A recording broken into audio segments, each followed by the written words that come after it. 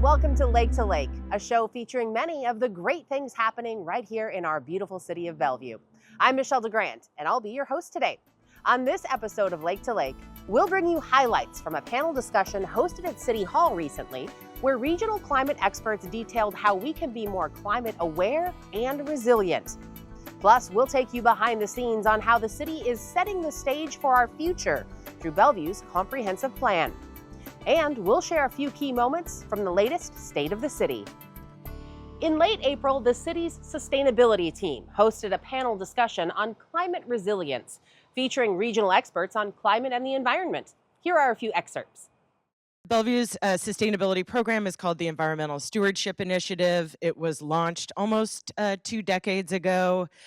Most recently, our city council adopted the Sustainable Bellevue Plan in 2020, and now we're in the process of updating that plan. And the reason we're having this panel is because one of the things we've heard from the community and our city council is a desire to focus more on climate resilience. So over the past few years, some of the things we've been doing more recently is completing a climate vulnerability assessment to look at the climate risks specific to Bellevue. And we're also in the process of developing a hazard mitigation plan, which looks at all hazards, but then also looks and adds a climate impacts lens to that work. So we have a table outside that's talking a little bit about that plan, and that planning process will help kind of position us for future federal grants and that sort of thing, but also is a really great comprehensive process to kind of update and refresh some of our hazard mitigation planning. Since 1895, the Pacific Northwest average annual temperature has increased more than 2 degrees Fahrenheit. And under all future scenarios, we see continued warming in the Northwest. While that number may not seem very significant, this warming has already resulted in a number of local consequences that are impacting the people and places that we care about. We're seeing more water when we don't want it and less when we do, warmer temperatures all year long, less snow and earlier melt, rising sea and more acidic coastal waters. A small amount of additional warming will challenge Washington's communities, economy, and ecosystems.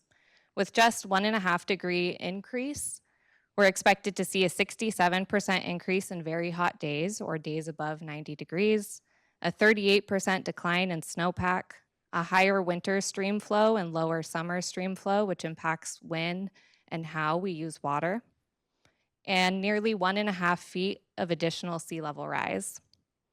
But we're also on the path to exceed this 1.5 degree Celsius mark by mid-century. We'll get started on our panel questions.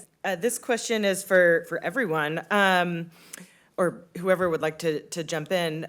Climate and sustainability work often gets thought of in competition with other city priorities, such as housing, cost of living, job growth, et cetera. In your work, do you think this is a fair concern, and what do you see as the best way to address this concern? Do I think it's a fair concern?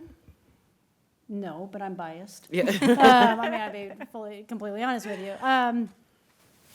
It's an understandable concern, but I think what we forget is that there are, number one, multi-benefit solutions, right? Not all things solve only one problem. And if we start looking more holistically at what are the opportunities as we're making decisions, if we design things a little bit differently, can we actually create better benefits and reduce impacts in multiple ways? I think it's an understandable concern, and I think we just have to really look at how can we maximize our opportunities and rethink possibly how we view some of these trade-offs and not always pit issues against one another. Thanks. Carly or Jamie, do you want to add anything to that? I mean, that was a lot of what I was going to say too. Yeah, that's fine. I think it's the cost. What is the cost of not doing it? And that is a lot more than we probably think it is.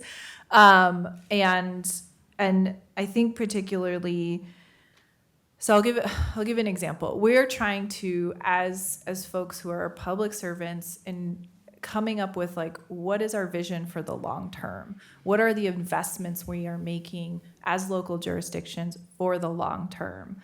I'm, full disclosure, I'm on the Seattle Planning Commission, not here representing them. Got to make sure I say that. And we're working on the comprehensive plan update, and we are thinking about, and we were working on sound transit expansion, which I know is something that's come up here too. And we've talked about, are we really trying to build a city that is going to be sustainable and resilient and for everybody for the next 20, 30 years? And the decisions we make today will have an influence later down the line. Great, thank you. To wrap things up, just with the final question, I guess, what are some key steps that cities and individuals can take to increase community resilience to climate change? I think one of the things that we can do is really just having these open and inclusive conversations about climate change, about what we know about it and what the impacts we're already seeing are and what they are projected to be. So I think that this is a really wonderful first step. Just being clear and having conversations about how climate change is already and will be impacting the people and places that we care about. Another thing that I think is really important, and just echoing what Jamie and Laura have already talked about, is really understanding who's vulnerable in our community and why. Understanding that climate change is going to be impacting pre-existing, like already existing social and environmental and economic inequities, and making a plan for addressing those, but really centering the voices of the people who are impacted first and worst in the plans, making sure that they're leading those plans and actions in a lot of ways. The complete event is available on the city's YouTube channel if you want to learn more. Bellevue is a growing city, and with that growth comes the challenge of strategically planning for our future. Last October, Bellevue became the first city in the region to adopt its 20-year comprehensive plan update. But what does that mean, and why was this action important? Well, we've got the answers about how this update will help shape our community for years to come, and some fun graphics. Take a look.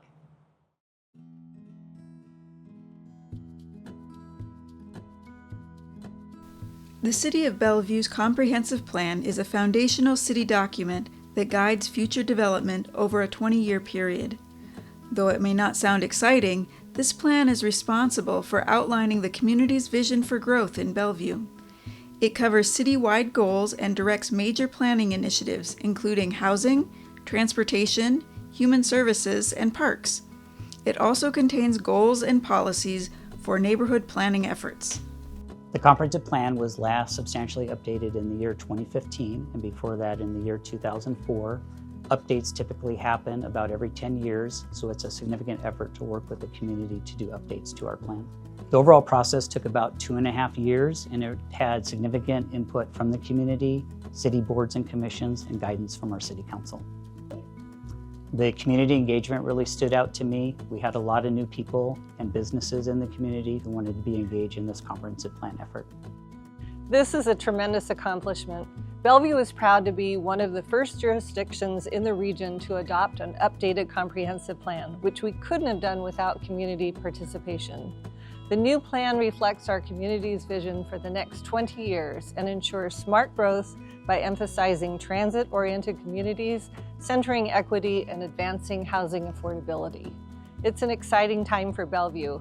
Our goal is to create equitable opportunities for a high quality of life for all our residents, and completing this plan allows us to build that future. The update included a growth strategy for 70,000 additional jobs and 35,000 additional housing units by the year 2044.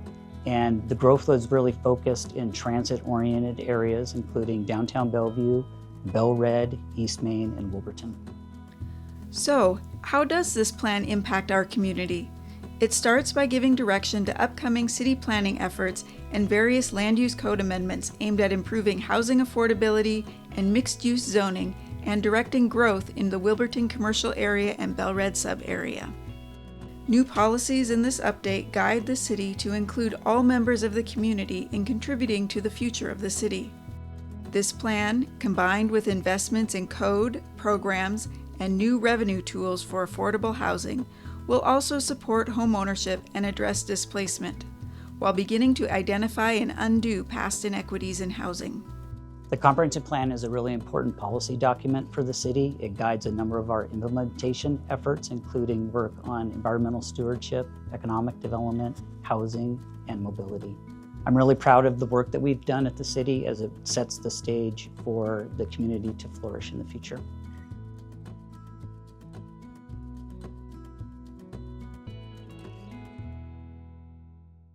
As we've seen on many of the features we bring you here on Lake to Lake, working together with many partners and people in the community gives Bellevue a distinct edge. That's actually the secret behind this sculpture of the root at City Hall Plaza. It represents the many networks and connections that we maintain and foster with our partners to make the city the best it can be. This idea of being better when we work together was at the heart of this year's State of the City event. Here are a few key moments from the mayor's address. Welcome to Bellevue's State of the City for 2025. I'm so happy to see you all here today. Thank you for coming. So I always think that businesses and organizations and communities who are invested in the city have a vested interest in its success. And today, as we share the state of the city, I think you will see a common theme of collaboration that sets Bellevue apart. Through critical partnerships, we truly are better together. Whether we partner with large organizations, small businesses, nonprofits, employees, neighborhoods, we simply accomplish more when we work together. The last 16 months were marked by significant progress in affordable housing work. We have surpassed the affordable housing goal that we set. We've passed it 3 years earlier than we expected to, creating or preserving 2,500 additional affordable housing units in 7 years. We doubled Bellevue's affordable housing stock and continue to increase the number and variety of options that people have for living affordably in Bellevue. The Chamber's Housing Roundtable and ARCH, a regional coalition for housing, have been key partners in this process. And in a new partnership with For Tomorrow, 53 families, including 69 children, have utilized Bellevue's Safe Parking program that was launched last year. And it is gratifying to see that 30 of those families are now in stable housing thanks to the program's supportive services. Thank you.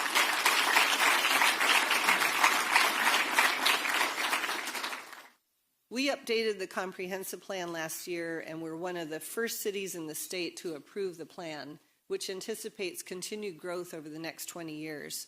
We know that infrastructure and transportation systems will need to accommodate about 78,000 more people by 2044, but already we are seeing a 25% decrease in car trips per capita, thanks in part to the new transit-oriented development that we're creating, and that is just the tip of the iceberg.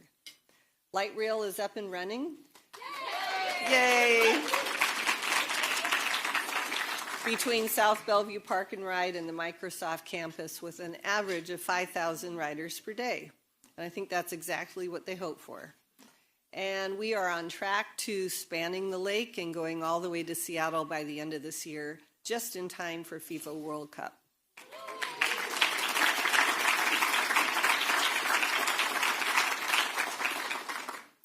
When I am asked what makes Bellevue successful, and how we will keep our trajectory positive and growing every year, I think it is a combination of things. I think it's everything that contributes to a high quality of life. It's economic investment, high public safety, neighborhood outreach, and investment, and excellent public schools. But we are a community that continues to give back and works to make Bellevue better every day. And I think that if we continue to work together, then when people have a choice, they will choose Bellevue. So thank you for being such key partners.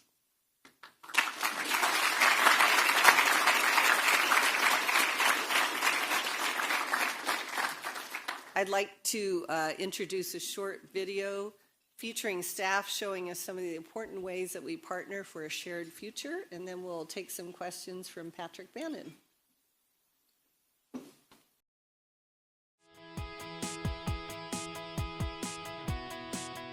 Welcome, Bellevue is better when we work together. Our partnerships with our diverse business community make us better together to support a thriving economy.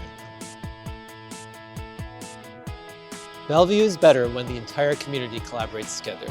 We partnered with the entire East Side to provide shelter space for different and unique communities' needs in our region, including a men's shelter and a safe parking program here in Bellevue. Bellevue is better when we share with each other. We have a long-standing partnership with the Bellevue School District, recently using a local school to host an EMT training exercise and for our education programs. Bellevue is better when we partner together. We rely on the experience and knowledge of our community to help us make Bellevue's neighborhoods and city great.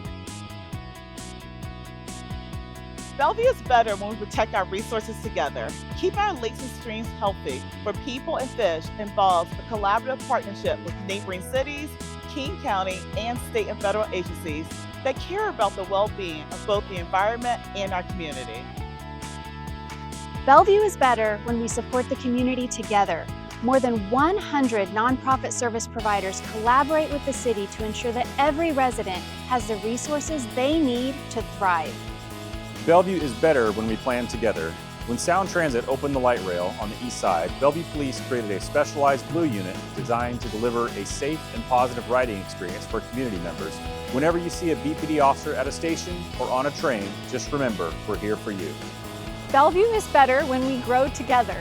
We developed a partnership with our development community to form the Bellevue Development Committee, a coordinated group that is open to the public, that focuses on building relationships, exchanging information related to development in Bellevue, and thoughtfully planning for growth. Bellevue is better together!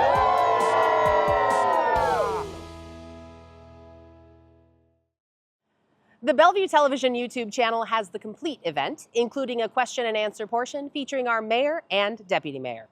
Well, as we wrap up this month's Lake to Lake episode, you can send your feedback or questions about the show to btv@bellevuewa.gov. And please do subscribe to our YouTube channel so you can get all the latest video news and information from the city. We'll leave you today with some highlights from an opening reception to an art exhibit celebrating Asian American, Native Hawaiian, and Pacific Islander Heritage Month, now on display at City Hall through the end of May. We're glad you could join us for the show today. I'm Michelle DeGrand, and from all of us at Bellevue Television and the City of Bellevue, thank you for watching Lake to Lake, and we'll see you next month.